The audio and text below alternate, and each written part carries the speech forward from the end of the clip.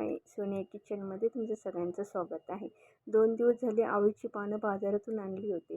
वड्या करायला वेळच भेटत नव्हता. आज कसाही करून वेळ काढला. पण 2 दिवसांनी थोडे पाणी सुकल्यासारखेच झाले होते. पानांची देठ काढून घेतली व पानांच्या शिरा लाटण्याने मळून घेतल्या म्हणजे चेपवल्या. सगळ्या पानांना मी तसेच करून घेतले. मिक्सरमध्ये ही हिरवी मिरची, लसूण, जिरे घालून वाटून घ्या.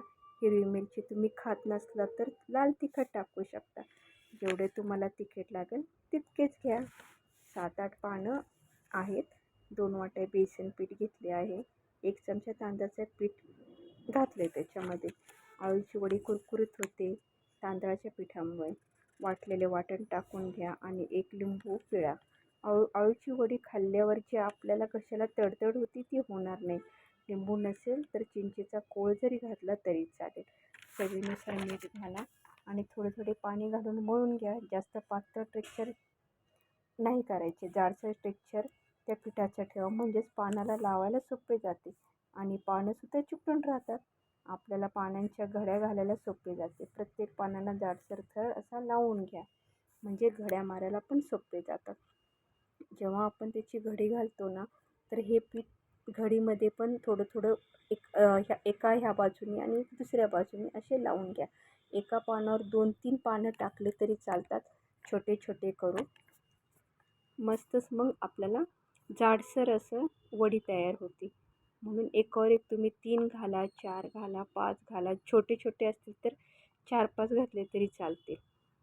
अशा पद्धतीने तुम्ही गुंडळी करा आणि लॉक करून घ्या. तिथे एका कोपऱ्याला पीठ लावून लॉक करून घ्या. कडेने पण पीठ घाला. अशा पद्धतीनेच तुम्ही सगळ्या पानांना पीठ लावून घ्या. अशा पद्धतीने हे 3 माझे झालेले आहेत. 3 वड्यांचे लेयर झालेले आहेत. आता आपण त्याला फक्त स्टीम द्यायला 15 मिनटं ठेवू. अशा मस्तपैकी वेळ नाही लागत. आता कट करून घेऊ. वेळ लागत नाही या वड्यांना. 10-15 मिनटात पटकन होऊन जातात. आणि बघा कसा राऊंड आणि मस्तपैकी जाडसर झालेला आहे, पोकळ अजिबात नाही. तुम्ही अशा प्रकारे वड्या तयार करून बघा आणि कुरकुरीत होते का नाही ते मला नक्की कमेंट बॉक्समध्ये मेसेज करून सांगा. बाय आणि तुमचे सर्वांचे धन्यवाद.